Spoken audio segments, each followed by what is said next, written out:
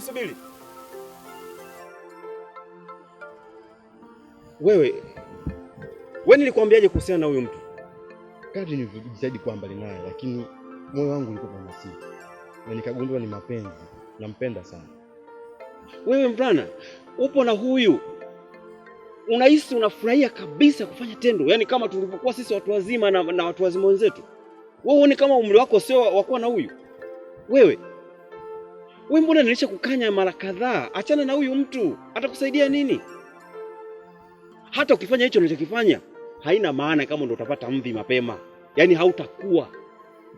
Badala yake utakuwa tu dhoofu, atakushusha thamani yako. Inawezekana hapo milango yote imeshafunguliwa. Wewe mbona mimi nakuona mdogo sana, lakini pia bado haujakomaa. Kaka, yani hapo ulipofikia unanitusi kwani? Sijakomaa kivipi? Mimi bado mdogo kifamilia. Na mimi ni mdogo wako kuhusu familia tu, ila ingekuwa sio familia. Yani kwanza nilikuwa hata sijategemea kama nitakuwa na kaka kama wewe. Mimi mdogo kifamilia, ile si kwa mambo ya ulimwengu. Umesikia eh? Na hata hivyo unaniona mdogo. Ile nzoni unaniona kama nyuki mtoa asali, unaniona kama embe ile iliyojakomaa na tia na chumvi na tozana na kula. Kwa hiyo ndio chumvi yako? Ndio. Mimi sitaki uwe na huyo, nakukanya kwa mara nyingine. Sitaki uwe na huyu mwanamke. Yaani huyu mwanamke jinsia, lakini bado hajafikia kwenda kufanya hicho unachoenda kumfanyia huyu. Yaani labda tu nikwambie ukweli. Najua wewe ni kaka yake. Sikufaa kukwambia haya maneno, inabidi nikwambie. Pindi nikiwaga naye faraga huyo binti. Yaani ni hatari. Ni moto kote ambao. Yaani ananipa vitu ambavyo sema wewe tu ndo halamu kwake. Alafu mimi ndo nimehalalishwa. Siwezi nikakumalizia. Kama mimi nitakuwa na roho mbaya, huyu anaweza kukufungisha. Yaani miaka 30 ingekuhusu. Ni kwa sababu tu umemrubuni na maneno yako ya ulaghai. Ndio maana sasa hivi nisikilize, naongea na mdogo wangu, usiongee na wewe. Na kama yanakugusa utaongea kwa muda wako. Wewe bado ufurahi chochote, achana naye huyu. Yaheshimu maneno yangu. Huyu hapo umemrubuni tu. Yaani huo ni umemrubuni tu. Huyu mapenzi haya juu, yaani hii takataka. Yaani chochote unachokifanya unamuonea tu. Yaani mimi nakwambia hivi, hauridhishwi na chochote, na nakuhakikishia kama kweli ulishakuwa naye faragha huyu mdogo wangu, sidhani hata kama kuna staili hata moja anayojua zaidi ya wewe kufanya unachokitaka wewe. Shenzi wewe. Salimie. Hivi kaka yako vipi? Huyu kaka yako. Kaka yangu, lakini mimi mwenyewe hata simpendi. Nene snake kaka ndio hivyo. Yote tunataka wewe twende nyumbani. Karibu mama. Asante shikamoo. Marahaba za huko. Nzuri. Sio ati. Mama, kama nilivyokuambia, huyu ndio mpenzi wangu. Anaitwa Kizibo. Wow, na jina zuri mwanangu. Asante. Kizibo binti nani? Binti Nyandindi. Asante, nashukuru kukufahamu.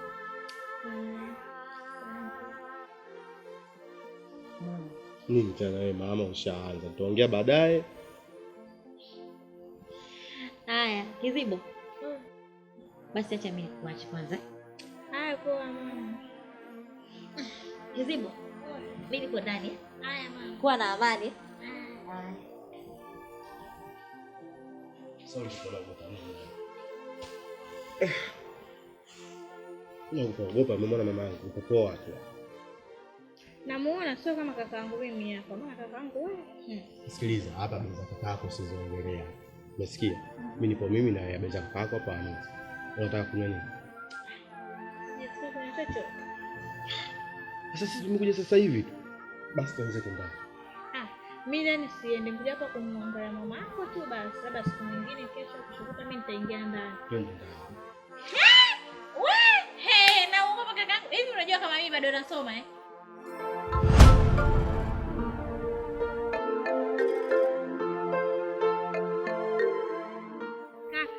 Sihitaji kufuatilia, umesikia? Kwanza mimi mkubwa mzima najielewa. Unataka kuniachilisha mimi na mume, unajua kama yule mwanaume mimi nampenda yule. Na hisi wewe unanitafuta. Na ulipopaingia, umeingia chuo cha kike. Sipo kabisa. Hata kama kaka yangu, lazima nikwambie ukweli. Mimi nampenda sana mume. na Momo ndo yani kijana mzuri nilomchagua katika maisha yangu. Yani yule ndo furaha ya moyo wangu. Yani siwezi hata kumwacha. Yani sijui yani nitamwacha lini na sijui yani yani hata sikuelewi kaka. Mama nifuatilia kila siku. Na kwa hili game hautoshinda kamwe. Mimi nitakuwa juu, wewe utakuwa chini. Bado mdogo kwangu. Nimekupa nafasi, umeongea kwa nafasi yako. Lakini najiuliza, hivi ujisikii vibaya kuongea maneno hayo mbele ya kwangu mimi kaka yako? Unajiongelea tu, utafikiri upo na rafiki yako ama mtu wa saizi yako, ujisikii vibaya? Haya, ninajisikia kama vile nipo na Momo hapa. Wewe. Kweli? Yaani kaka tukikutana ndani, sio tukikutana hapa, eti kaka au tukiwa tumekaa kwenye jumuiya wengi ndio hapo kaka. Ila sio kwa sasa hivi eti nikuite kaka. Yakati unaniingilia kwenye maisha yangu, mimi shako kuingilia kwa maisha yako. Namjua hata demu wako mmoja mimi. Unafahamu? Na kukumbusha, nataka nikukumbushe akili yako. Akili yako inafahamu kama wewe unasoma. Kwa hiyo kama nasoma nisivijue vinavyoendelea mbele. Kwani kusoma tija? Kusoma tija. Mimi nasoma lakini akili zangu ninazo kichwani. Nisiwe na bwana ukiuliza kusoma. Kusoma huko bongo. Hapana, hata walimu wenyewe wanafundisha lakini baadaye wanaanza mawazo yao wasioeleweka. Na mimi mwenyewe nimempenda Momo na Momo ndo yani ana nafasi kubwa sana katika moyo wangu. Unatumia kinga yoyote? Tumia kinga limani kujinusuru na matatizo ya kidunia.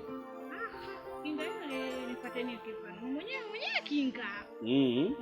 Unakula tu pipi na maganda yake. Dry. Sawa, nimekuelewa vizuri tu. Nimekuelewa vizuri.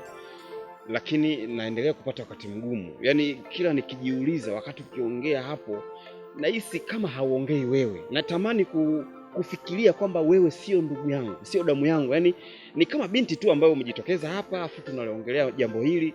Lakini sina ujanja, natakiwa niamini kwamba wewe ni ndugu yangu. Najua sio wewe. Ni kitu tu ambacho kimekupitia kwenye upepo wa namna hii unaokufanya uzungumze hayo. Ila wanasema kweli dunia simama ili nishuke.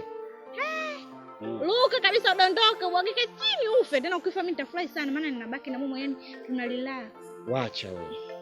Una Momo na relax. Na Kiingereza juu. Adila. Haya kaka, ulinitia iko tu? Unajua maneno yangu yote umeameza wewe. Asante mdogo wangu. Nakushukuru sana. Na nilitaka tuzungumzie mambo haya hapa.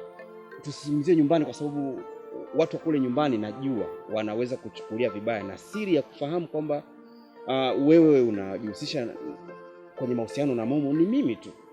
Ila kwa maneno yako mdogo wangu asante. Yaani umeninyong'onyesha. Asante sana. Kwa hiyo kakafuata yako sifuate ya kwangu mimi hapa. Maneno ulionipa haya ya karaha hadi nachukia. Kama ungekuwa sio ndugu yangu ningekupa adhabu mbaya sana. Ila nakuheshimu na kupenda sana mdogo wangu. Kingine, maneno yako hayo yatakuja kuleta madhara kama sio kwa upande wako wewe, basi upande wa huyo mwanaume ambaye unamzungumzia kwamba utaki nikufuatilie na nataka uachane naye. Hata kaka naomba sana. Ndio zako. Simwachi Momo ngo. Kama. Hivi hiki kinampa nini Momo? Ndo kanajifanya au yani hivi tuashundo kwamba yani Momo ndo anapata nini kwa huyu?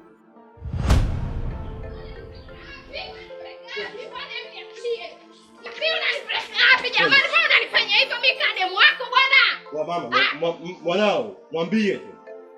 Nitakuja kumzibua. Tabia zake mimi sizipendi. Unazibuana. Sasa endelea hivyo hivyo. Ndio linajishaua, liangalie. Wewe vipi si ukapange huko tuachie? Vipi jamani, mbona tunasuana? Yaani mama umjui Momo. Yaani Momo habari zake ananifanya mimi kademu wake. Kitu kidogo anataka kunibwatukia, kitu kidogo anataka kunipiga mimi. Kwenda huko. Wewe una nini? Utanifanya nini? Utanifanya nini? Mtoje sasa hivi ninapanga kwenda kununulia sare na yetu fanane vijoro. Wewe leo umekelea hapo ulipoke. Kwenda huko utanifanya nini? Utanifanya nini? Mtoje kama nafe. Kama mama. Wewe mama.